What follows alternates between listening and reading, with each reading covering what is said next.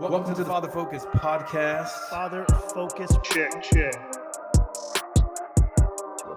Why are we talking about this? Why does it matter? So shaping your kids into powerful people. Bro, let that brother fly. Check. All right, let's go. You ready? All right, let's go. Happy day. Welcome back to the Father Focus podcast. You did it. You hit that play button again.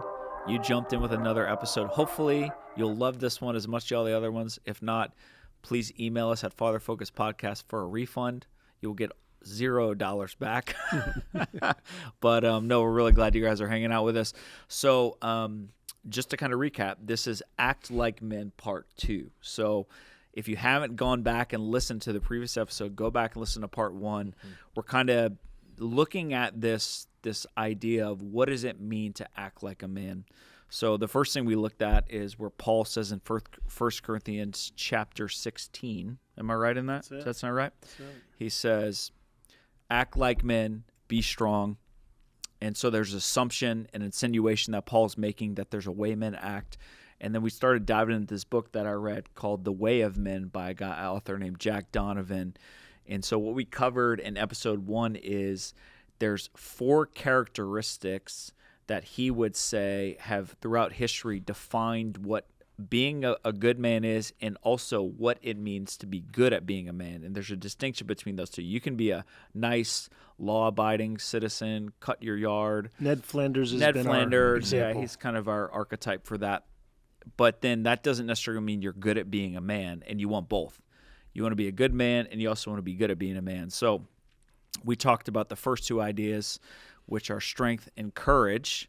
And so if you want to listen to those, I thought it was a really good discussion. We kind of talked about like even just the physiological changes in men nowadays. Instead of broad shoulders, we have round shoulders. We're carrying all this weight in our midsection. Like there's just some things that have changed and we need to get our strength back. But so today what we're going to talk about is the 2 other concepts that he breaks down in the book, which are mastery and honor. So let me kind of read the definition he gives for mastery. He says, mastery is a man's desire and ability to cultivate and demonstrate proficiency and expertise in techniques that aid in the exertion of will over himself, over nature, and over other people. So like, I'll paraphrase that in my own words is, mastery is whatever it is that you do, it's being as good as you can be at that thing and continuing to be better at it. So like for me, when I look at other people, like let's just say even professionally, I'm evaluating them and saying how good are they at what they do. Yeah. Like when I put them in the below average, poor, they're getting an F or a D on the test. Mm-hmm. Then you got a lot of middle of the pack guys, like they're good at some things and a lot of things they're pretty mediocre at. Like they don't impress you, they do their job and that's about it. You know, they're the clock pushers, right? They punch in their time card, they do the bare minimum, they go about their life. But then there's the guys that are clearly experts at what they do. They've mastered their skill. And for me personally, I look at guys like that, and they inspire me. Right. They challenge me. They motivate me.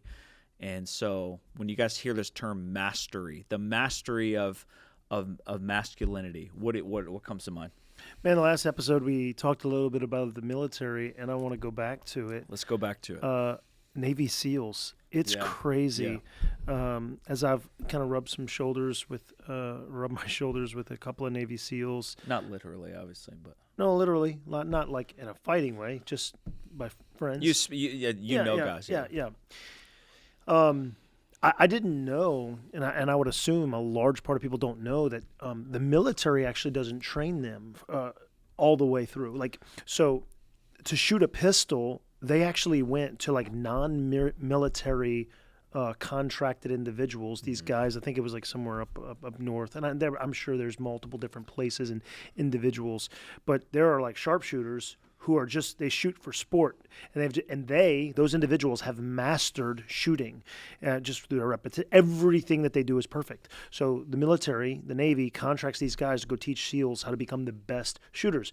Another thing that he told me, a friend of mine, his name's Garrett, Uncle Bach, he's got a podcast called The Impossible Life.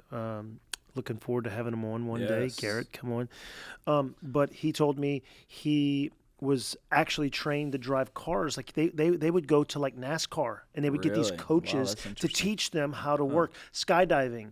Like it wasn't like, hey, we're the Air Force is teaching us. He went to these master Olympic skydiving coaches. And so they went and then they would become excellent at everything they did. Wow. And proficient. 10 out of 10. Yeah.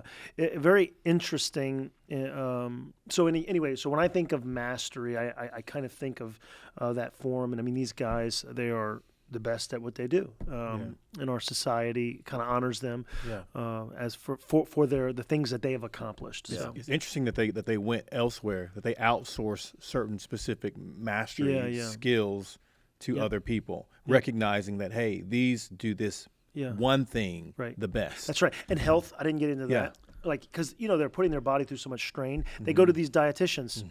They're not military dietitians. Wow. And they're learning, all the Interesting. physiological effects that food have on you and how to eat right. How to supplement things like that. Yeah. So it's pretty interesting. Because not one of those, it's interesting because you would think, not knowing that, not being in the military, you would think, hey, they're learning all this on site from this one individual. And it's interesting. That was neat to me. Yeah, that they go to different people and they learn to be a master of themselves in a specific skill sets. But they go to different people to learn that. That's really interesting because the culture is like a jack of all trades, master of none kind of a thing right now. You want you to be great and you got to master everything. But I find it very interesting. The military doesn't do that. Well, I don't know if all the military. I think the special ops, those guys.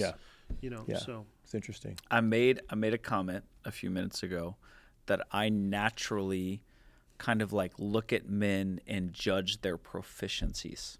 I think part of that is my nature. I mean, you guys know me pretty well. I'm very competitive. There's a part of me I think that will never die, and then there's part of me that God's like, you need to get that under check a little bit. Do you guys like look at other men and judge their proficiency or mastery in what they do, like instinctively? Because the assumption in the book is, in The Way of Men, is that it's almost like he says it's like picking a team. Back in elementary school, when you're playing a game and you're the captain, you got to pick your team. You're looking at everyone's skills, their weaknesses, and you're like, yeah, that guy sucks. He's definitely not on my team. I hope the other guy picks him, and there's people you really want on your team. Hopefully I'm not stuck with him. Yeah. That's right. And we've had those situations too, playing flag football. But like, do you guys do that instinctively? Like evaluate other men? I think I notice things in men like skills or. So I think every man does that. But my personality is, you guys know this about me, is that I am looking at how can I help this individual. Yeah, you're coach. You're a coach. Yeah, I'm like, okay, I see this skills deficiency or whatever, and my mind goes and my heart goes, how can I help them in this thing? How can I connect with them in this way to help them with this thing? So I'm seeing it, but I'm looking at it not like I want you on my team. I'm looking at how can I help you grow or become better at this specific thing. I may fall in between the two of you. I don't know. Like, I think you used the word judge. I don't want to put words in your mouth. Did you say that? Did you judge? I think I did say judge. Okay. So judge in the sense of and evaluate. Okay, sure. Evaluate. Right. Yeah. So I'll like look at people and I think that people who are good at things, like good, not even necessarily just getting by, but good at things, I'm drawn to them. So I'm drawn to people who I think have a good handle on the Bible, and I want to get into their circle in a sense, and like, hey, I want to understand how you're viewing the scriptures. Yeah, that's one of the things that I love about you two guys. And so I'm drawn to it in the sense of like, man, so a little bit like Jermaine, but I'm like, hey, if I can get close to them, like these guys can help me become better, in a sense. Yeah.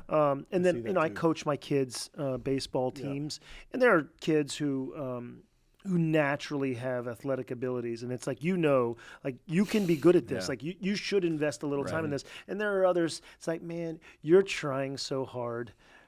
You should probably try something else. But seriously, like nobody's going to be great at everything. You got to find your little niche. But I think I'm drawn to those people. I do both of those. With my kids, with my sons and my daughter's teams, like I'm by default going to be a coach. Like I'm not trying to be a coach. I always get asked to be, because I see things, and I like Jeremy. I see, hey, this person has this skill set. You can grow in this way. Yeah. But I also see we can help in this way. So I'm the dad after got to practice with like 12 kids wanting to stay with me because they watched my son or my daughter improve, and they're wanting help, and I'm like, hey, you know what I'm saying? So you guys both have the gift of encouragement.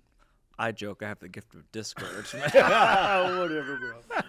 I'm the guy that's like, you guys are like, man, you can do it. I'm like, you suck, and this sucks, and this No, sucks, but the and thing this about sucks. you is honestly, you're a realist. Like Yeah, you'll you be are. like, hey, you probably like I was just joking about those kids. You'd be like, hey, you need to get out of this lane, Right. and Yes. you need to not You stop. have a really good job You of need to putting do. You people. need to do Let something me else. encourage you to quit this because Yeah. There's something else for you. Yeah, you're good at arranging people. Like, okay, you have this Yeah. skill set. You might be better over here.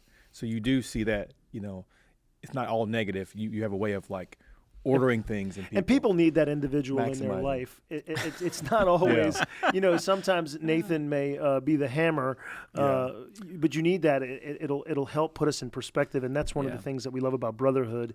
It's like you need someone who can look at you and be like, hey, like you said. It's hey, also you suck. learning not everything's a nail. So that's also another piece of on. being a hammer is The Lord figuring is- out. the Lord is- Yeah. But all right, I'll make Sure, an yeah. assertion. You guys tell me if you agree or disagree. And maybe this is my realistic perspective because of my personality. I don't feel like there's a lot of value, and this is just me looking at men in my sphere for the most part, that even have a desire to be masters at what they do. I would say that what it seems like is that a lot of men are just doing the bare minimum or doing like an average okay job, but like their pursuits getting by. are entertainment, consumerism, hobbies, those type of things. Like there's not like this drive or will to be great at whatever it is they do. Obviously, we know in the culture we live in today, how are you defined? I mean, this isn't ultimately how we're defined. We're defined by what God says about us. But naturally, men are defined by their vocation, their job, right? It's part of it for sure. Yeah. I mean, and especially in our culture, it's a big part of it. But like in general, I would say like a lot of men that I see aren't even really that good at what they do professionally, and they don't even seem to have this drive. And then other areas of life that matter, they're not masters at that either. Do you guys find that to be true, or am I just being super pessimistic? No, I think that's a reality of our world. I don't even know if I would say our society, but probably our world. I mean, look at the art that was produced during the Renaissance. I think I heard a quote about that. I think someone said, like, some of the famous, the Michelangelos Right. and the, what are the other name? I don't know. I can't think of. All the Ninja Turtles. Turtles. That's There you right. go. That's Leonardo right. da Vinci. They said Yeah. art pointed us to God. Because of its beauty, it enamored you, it wowed you, it Yeah. amazed you. You looked and you said, "There's no way a man came up with this." Like it pointed us to the divine, and they said, "Now all art does is point us back to our own humanity." Wow. So like it's gone down in yeah. quality and value and what's the word I'm looking for? Intrinsic value and I mean, there's still great art. That wasn't my point. But that's one People are- example. Yeah. People are doing some great things. I was getting to this. Somebody gave me a gift. It is a. Oh man, I wish I could just show you. I wish I had it, but it's a triangular. It's crystal. It's a triangle. It's about 4 inches high, and the center of it is hollowed out, and is hollowed out by hand. It's been smoothed out in some interesting way, and there was an art behind it. They took one badger's hair, and they would draw in this circle some sort of object, and they would make mine is a landscape with some birds in it. And because it's a triangle, it's creating a reflection on each side from the circle. The way it works, it's beautiful. And with one badger's hair, he's drawing it all backwards, and it's a dying art. Because it's literally, it takes years and years to develop the skill to be able to do that. There's a famous, there was a famous china factory in Worcester, England, that made bone china, and it operated for over 100 years. And people would give their lives to the mastery of this china. They would have bone china, gold china, all sorts of different china. And literally, they would work for 40 or 50 years as an apprentice in order to get the mastery to make this fine china. And it's absolutely stunning. And to have some of this china is like, we actually have a little bit of it, and that's how I know a little bit about it. But nevertheless, it's dying art in the world, because it's, hey man, we're the microwave generation. Yep. Yeah, What do you think? everything's fast. I mean, there's a, mastery. You said there's not many men in it. Well, it takes so much time and energy, and there's so many this in our time economy. There's so much pulling for the attention and the affections of a man. Like we're focus-oriented beings, but we feel so divided. We feel so pulled. And so when you look at Leonardo da Vinci and these others, you see this devotion, Beethoven, Bach, you see this devotion to this skill and hours and hours. They weren't normal. I mean, in the sense of like what we consider normal. They devoted their lives to it. Their lives. And so, and themselves to this specific thing. And I think our society doesn't lend itself to that type of personality. Like a person who we would say they're obsessed. Right. They were obsessive compulsive or whatever they would say. So mastery is very unique in the fact that it requires a lot of us. All of us. One quote says, "Mastery requires all of you." Right. I think if you look at someone like Michelangelo, and I really love like reading about him and looking at his art. I've been to Europe. I've seen his stuff in France and in Rome, and it's stunning. David is stunning. The Mona Lisa is stunning. Like his work is incredible. And so I guess what I'm getting at is, you look at a man like this and you saw the things like he had the designs for a helicopter like 500 years ago. Wow. Like he had he had a concept. I mean, it was rough, but he had a concept 500 years ago. It's crazy. And of this flying object that works on two different propellers. Like it's crazy. The anatomy of the man, all the kind of stuff. My point is, he was a genius. I mean, without a doubt, he was a brilliant, brilliant man. He mastered a lot of things. And so I think the cop-out is, oh, well, he's a genius. I can't get to that elevated status. I think that's probably a common thought. Right. Is those guys are exceptions to the rule. Yep. Mm-hmm. They either through just God-given ability or opportunity or whatever, they're in a rare situation that grit. that most men can't ever aspire to. Yeah. So is that true? No, it's not true. Grit and hard work. Well, diligence, determination, right? Being willing to stay. It's like the stone cutter. It talks about how the stone cutter, he or she hits that stone, hundreds of thousands of times before a crack comes, and they begin to form and shape, an object, or whatever they're creating. And so I think it requires, the belief in, like you're saying, yes, it's not just for the specific few. But it's also a diligence and a willingness to stay at something long enough to become a master at it. Yeah. You know what I mean? Like, to be in it. I mean, practically speaking, like put in the context of fatherhood, I want my daughters to aspire to live great lives, and I do believe that there is a direct connection between them observing me and me pursuing a great life.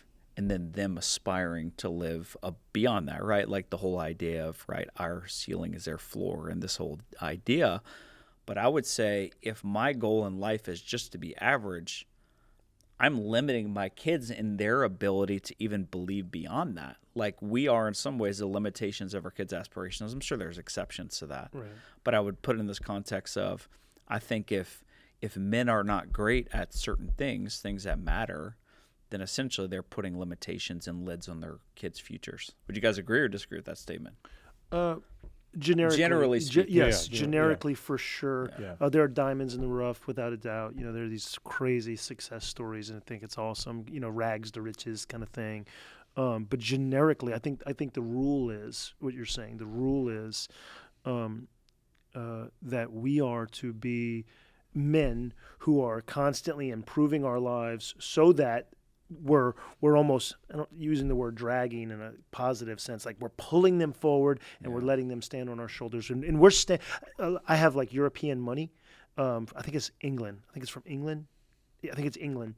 And on this coin, on the rim of the coin, and subscribed in the euro, is we stand on the shoulders of giants. And I'm like, and I never it's at my house right now, and it's just, we stand on the shoulders of giants. Like we're built, like no man is an island. We're all the product of other people around us. Yeah. We're team driven. We need to be. And I'll say this, like on the idea of mastery. Maybe sometimes we feel like, man, well, I can't master this because I don't have I don't know where the masters are to help me. Like I can't learn karate by myself. I have no. I mean, maybe I can get a book, but guess what? If I have a guy like who can teach me, Jermaine can teach me more about working out, in probably 3 months with devotion than I can learn by myself in a couple of years because you have so much experience with it. So it's like we need to strive to master, and back to your point, Nathan, master things and then teach them diligently to our children. Yeah. I think that mastery, I'm thinking about motivation, because you're asking about like the lack of motivation, mastery without motivation, right? Without a cause bigger than ourselves, right? Without purpose. It seems like it's just another work. And I think oftentimes men, fathers, need a cause. David in Scripture, when confronting the giant, he says, and his brothers are kind of opposing him. He says, "Is there not a cause?" So he rose to the occasion. The cause within, and his faith and belief in his God. It wasn't just him trying to be great. It was a cause that drove. It almost pulled. He rose to greatness. He was prepared for it, and so forth and so on. God was developing him, of course, in his sovereignty. But there's something to say that a cause within a man, a purpose beyond themselves, that helps us, gives us the fuel to, to be diligent in our mastery. Yeah. Yeah, I think vision drives motivation, right? Like ultimately, what are you moving towards? Yeah. And we're not just going fast for no reason. And we're not going far for no reason. There's a destination. Yeah. So I do think that's a big part of it. But like for me, I would say, okay, let's, bring it down to base level. Grassroots, yeah. Mm-hmm. Yeah, of like what should a man be a master of? He should be a master of himself. Mm-hmm. I mean, we espouse the idea that without the surrender and repentance, man cannot become his own master. He has to submit himself to a higher power. That's either going to be sin, addiction, or it's going to be to God. Yeah. And so for us, we would espouse that at the end of the day, the first step is surrender and let go and allow God to be the master of your life. But then the Holy Spirit, what does he do? He produces the fruit of self-control in us. Yeah. So there's a mastery of ourselves that's required first. Yep. But then it's we get that by yielding to God. We do. Right. Yeah. I mean, if you think you can do it without God, good luck. Tell us how that goes in 5 years, And maybe there are some people that are just naturally just very disciplined by nature, but ultimately what does that produce in them? Pride, self-reliance, and a lot of arrogance, and probably the fruit of that long-term isn't really healthy. But beyond that, obviously, you need to master yourself. You need to master your proclivities, your addictions, your impulses. You need to master your body, your appetites. But you also need to be a master at being a husband. You need to learn how to lead and love your wife well if you're married. If you're in a dating relationship, you need to learn how to lead and set an example as a man. If, like whatever dynamic you're in, if you're a single guy, you better have your life in order in general, right? And then as fathers, you need to constantly be in pursuit of how do I be a great man? How do I be a great father to my kids? And then we can probably throw the profession thing in there. Like I think that'd be important, that whatever it is you put your hand to, right, that Scripture says do with all your might. So what do you guys think about that? Like that whole idea of, right, like, Leonardo da Vinci says it this way: one can have no smaller or greater mastery than mastery of oneself. Yeah. Think about that. We talked about how creative and genius he was. One can have no smaller or greater mastery than the mastery of oneself. Yeah. You guys agree with that statement, that quote? Yeah, I'm not going to argue with him. Okay. Yeah. Mastering ourselves, like you said, Nathan, like, knowing thyself, and doing the discipline required to become master. I think that's one of the greatest challenges. I know in my life, continuously, the inner me, mastering me, keeping myself disciplined, being intentional in that. So I don't know about you, Jeremy, but yeah. Yeah, I think that. I agree. It takes a lot. It takes will. Without a doubt, it takes a will, effort, everything that we're kind of uncovering and peeling off these layers. Yeah. I mean, I think it's a complicated issue, especially if your context is there's no quote masters around you. It may be hard, but like we've talked about in other episodes, it's like, hey, be a lion and go get it. Go be great. God has created you to do things to His glory. Yeah. God has it's hard for me to conceive of we can be mediocre and do things to His glory. Like if I'm serving a great king, For sure. and I'm going to clean my kitchen to His glory, and I'm not really going to wipe down the counter. There's coffee stains, or it's hard for me to conceive of like doing thing haphazard. That reminds me of, do you guys remember in our Bible school that we went to, the director of the school would sit you down. No, not that. Not flush. If you're a CFNI graduate, you know what I'm talking about. But I remember Dr. Hill would sit down with us our first semester and basically be like, you're going into the workforce here in Dallas, and there's a reputation we've cultivated with students in our school that they're good employees and hard workers. I don't know if he did this with you guys, but Dude, I remember I do with our remember class. that. I forgot about that. And he literally set a high bar. He's like, if you're going to carry the name of the school out with you into the world, then you better understand there's a standard that we expect from you Go work hard, for a reputation. And I mean, I think that is true in life, right? If you're a Christian man and you're open about your faith, but then you're a loser in a lot of other areas of your life, like that is a stain on your witness. Yeah. I think that is important. The other thing I would say too is if you want to really kind of see where you are, ask people close to you to evaluate you. Like ask your wife, ask brothers, like, am I in pursuit of mastery? Do you admire me? Am I lazy? Am I settling? Like really do some honest evaluation of yourself and not just sit in this idealistic bubble of what you think you are. Like actually push that button and see what the result is, and then from there get a plan. But I do think mastery is critically important, especially in Christian spaces for whatever. Just I feel like a lot of times Christian stuff, it just means subpar. What do you think? That's my opinion. Like if someone tells me, oh, it's a Christian movie, I'm like, it's going to suck. Like that's my initial assumption right off the bat. Like it's going to be terrible. It's all going to be about the message they're pushing, but the actors aren't going to be good. The storyline's going to be terrible. I mean, I know there's more stuff nowadays that's actually better, but when I grew up in the 90s, right. Oh my God, it was so garbage. I was gonna say, like, what do you think keeps people from mastery?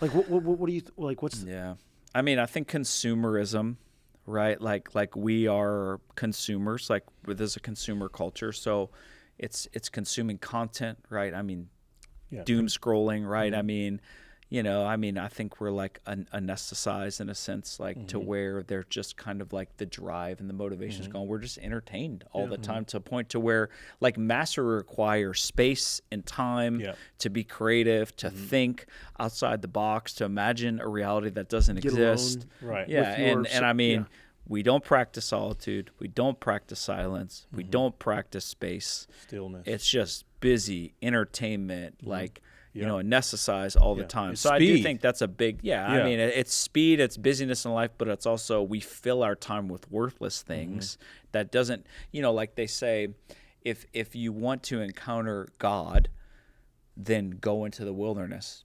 But we live in urban societies where when we look around us, all we see is the work of men. But when you go out into the wilderness, you see the work of God. You're aware of a higher reality. Yeah. So I think there is some practical reality to it, but I think that's a big piece. Yeah. So tell me here again. Your question was? Yeah, I was just saying, what's keeping people from mastering certain things, whatever's before them. What do you think is keeping them from? I was going to. He said some things like speed and the consumerism, but you when you look, it takes a commitment. Like I think about the Karate Kid. I know it's an old school show. Great movie. There's so many lessons there, but Daniel had to commit. Mr. Daniel's Miyagi. son. Yeah, Daniel's son. Mr. Miyagi had to commit himself to Daniel. Daniel had to commit himself to Mr. Miyagi, and it took time. There's covenant, man. Yeah, there was a covenant. It takes a commitment on both parties. Wax on. Yeah. And he's like, we watch him and he's being trained. He doesn't even know he's being trained. Right. He feels, he feels like his friends are having fun. He wants to fight. He wants to be a master right away. He doesn't want to do and mastery can seem like it's sexy, but there's a lot of mundane to the mastery. Bro. There's a lot of like, oh, dude, this is just flat out boring. Yeah. Like, I don't feel like doing this, and I don't want to do this Yeah. right now. You know what I'm saying? And so, and we see him like, through time, earning the trust in him being able to see that you are learning. All these things are connected. I think there's parts of mastery that seem like meaningless. You know what I mean? It's like we look at Beethoven, we look at these amazing artists and musicians. We look at, fill in the blank, and we think, man, we look at the finished work, but all the time, all the frustrations, all the music that was thrown away that they, you know what I'm saying, that they felt like a failure in it. Dude, I saw something, on that. You said something pretty interesting about the mundane. Like we're not interested. We're interested in the pinnacle, the top, right? I saw something not long ago, and I just looked it up right here. But it says, like Steph Curry, I think without a doubt the best shooter of all time. For certainly 3-pointers, like Definitely in unmatched. our era. I think there's debate, but I mean, definitely one Okay, of so the best. but broke the 3-point, shot. Pistol Pete was phenomenal, too. So is Larry There was no Bird. I three-point mean, there's line other with him. people. Yeah. Okay, within- Yeah, So- but he's great. So there's a stat right here. It says he takes 500 shots a day. So before he ever took a shot in the NBA, he had already shot 3 million shots. So it's like before you ever saw him, he's shooting, and before it even goes into the rim, he's already, because he's that confident. Like we would all say, he mastered his craft, right? Like he's at the top. sure. I mean, he's shooting it, turning. He knows. As soon as it goes out of his fingertips, he's like, oh, I got that one. Or, so, but that's interesting. 500 shots a day, the discipline, maybe all alone, or like Kobe Bryant. That's on top of practice That's on and top of training and everything else, working right. out and The his extra. diet. And then you have Kobe, who was great, the and he's Mamba 2 mentality, hours, right? 2 hours before, 2 hours after. He wouldn't let you outwork him, and and then he's winning the rings. I mean, it's true in history. There's always been great men, but there's always the hidden stuff that no one sees that gets them to that Iceberg point. So mentality, I think just the takeaway is mastery is critical. It's something we should aspire to. And so my takeaway is go ask men if they think you're a master at anything. Yeah. So the last thing is this idea of honor, and the way he defines honor. He says it's a man's reputation for strength, courage, and mastery within a group. So honor is kind of like your ethos or your reputation, in a sense of like when people evaluate you based on the things that can evaluate, how do they see you? So, we talk about honor in a lot of contexts. Honor is kind of like the way we treat people, and we treat people with value and respect and worth. But I think we can say there's levels of honor. Some people are more deserving of honor than others, right? Like there's some people that don't deserve much honor, even though they are worthy of honor. And there's some people who live their lives in a way that's honorably mentioned, like it's worth mentioning, it's worth Notable. honoring. Yeah. So how do you is become that kind of man? What is his definition again? Read it one more time. Honor, he says, is a man's reputation for strength, courage, and mastery within the context of his world. Strength, courage, and mastery within the context. So the three other things we talked about basically encompass a man's reputation and honor. If he's strong, courageous, and masterful at what he does. Yeah, I don't. It's not an all-encompassing I was about to list, say, but I don't know if I would only include it to that, and I'm not saying he is too. He's writing a book, and I think that's great.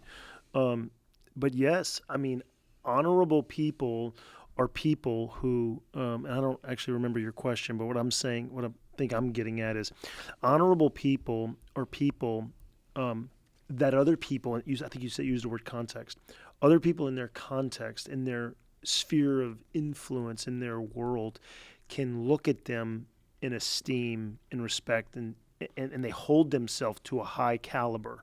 Right. And they, like, we're not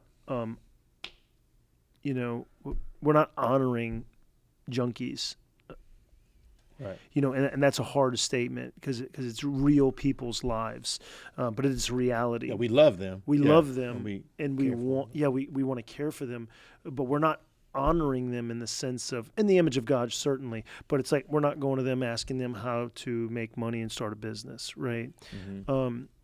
It's people who have done things and they've gone before us, and they've done it with integrity, they've done it with strength, with courage, all the things that we've mentioned before, and then mastery, and they've done it consistently. And you're looking at them and like, dude, I aspire to that. I think that's what honor is. Like, I aspire to be like that.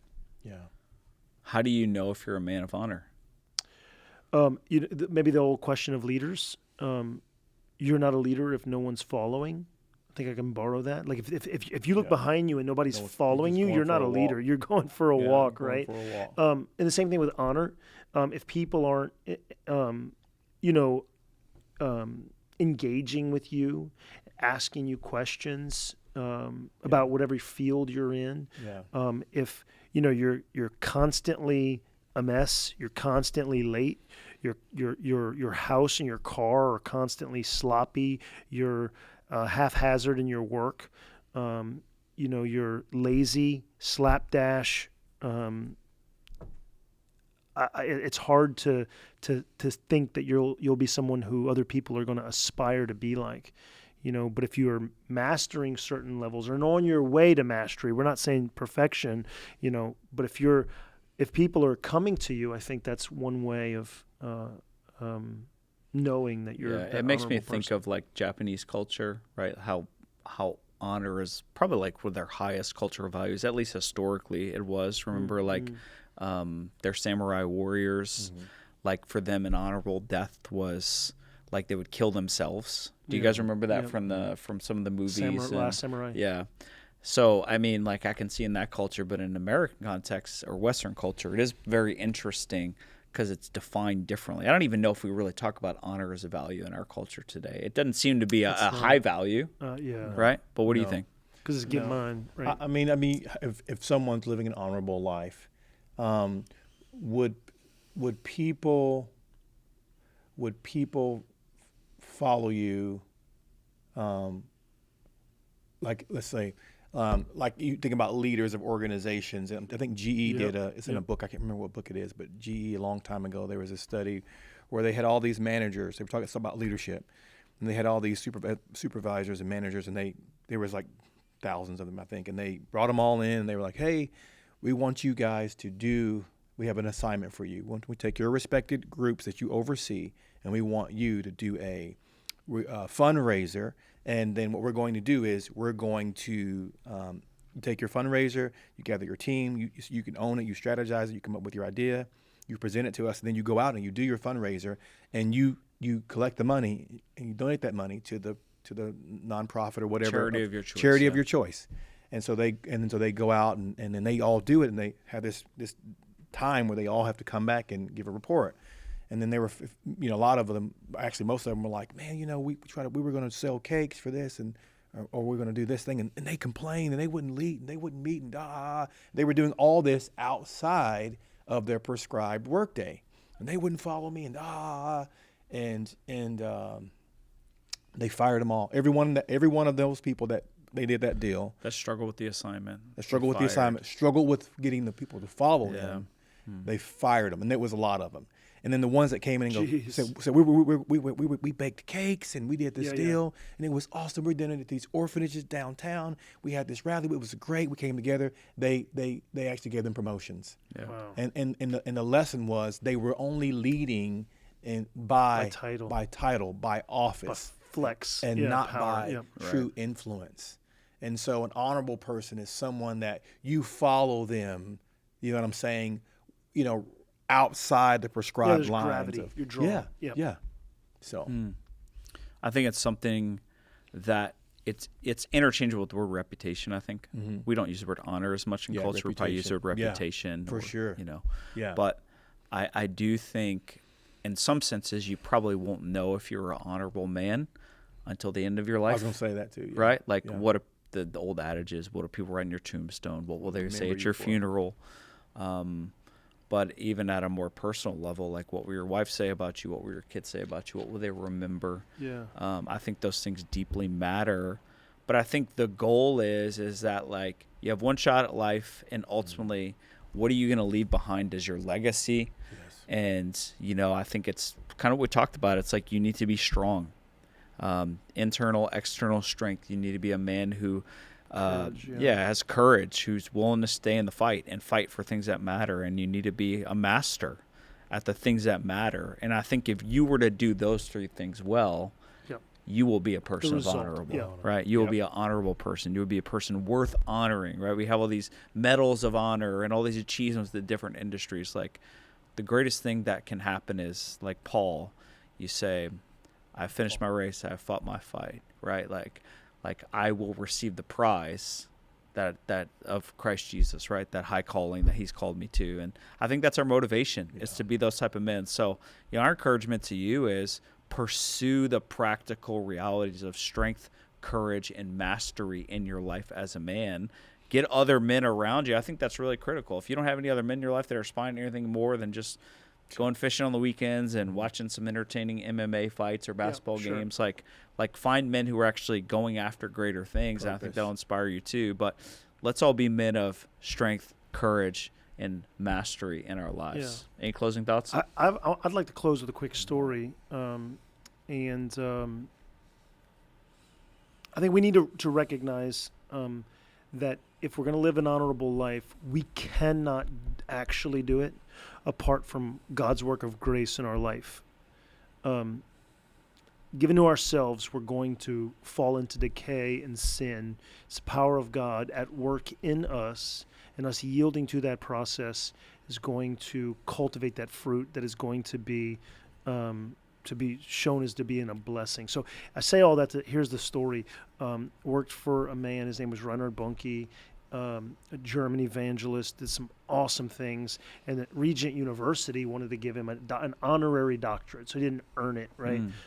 In the traditional sense of going to school, putting in the work, and he was a little reluctant to take an honorary doctorate like Dr. Bonnke. He's like, well, I didn't earn it. Like, he had a little struggle with it, and finally, and reluctantly, he said, all right, I'll receive it, okay, and he never went by Dr. Bonnke. It was just, it was an honor, and he was, okay with it. So when Regent gave him the honorary doctorate, he said this. He got up and this was his speech.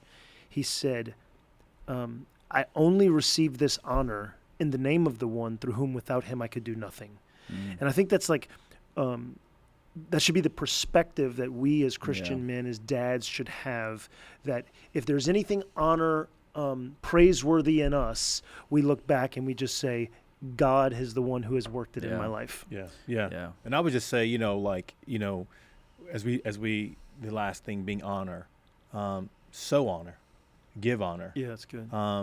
Scripture says, it's in Romans 12. It says, let love be genuine, abhor what is evil, hold fast to what is good. Verse 10, love one another with brotherly affection. Outdo one another in showing honor. And I want to encourage you dads and you husbands, like showing honor to your wife, showing honor to your children. It's sowing it. It's not the Imago Dei compels us to honor one another. They're created in they're image bearers of God. And so I want to encourage you, like you may be thinking about, like, where do I start? Just start sowing honor. If I desire honor, therefore I give honor. I sow honor. Yeah. I want to freely give honor to everyone I can come in contact with. So good. I hope you're motivated. I hope you should listen to this podcast. Awesome. You're motivated. Strength, courage, mastery. You guys can worthy do it. Pursuit. Go after those things. Maybe check out Jack. Oh my God, what's wrong with me? Jack Donovan's book, The Way of Men. Today, Junior. Courage, mastery, and honor. But I hope this encouraged you guys. I hope it motivates you to go after what it is God called you to do, which is be a great man, great husband, great father. You can do it. And we appreciate you guys hanging out with us. Please help us share this with other men who need encouragement. We need more strong, courageous, masterful men in culture. So help us, encourage a friend, and we will catch you on the next episode of the Father Focus Podcast. Adios.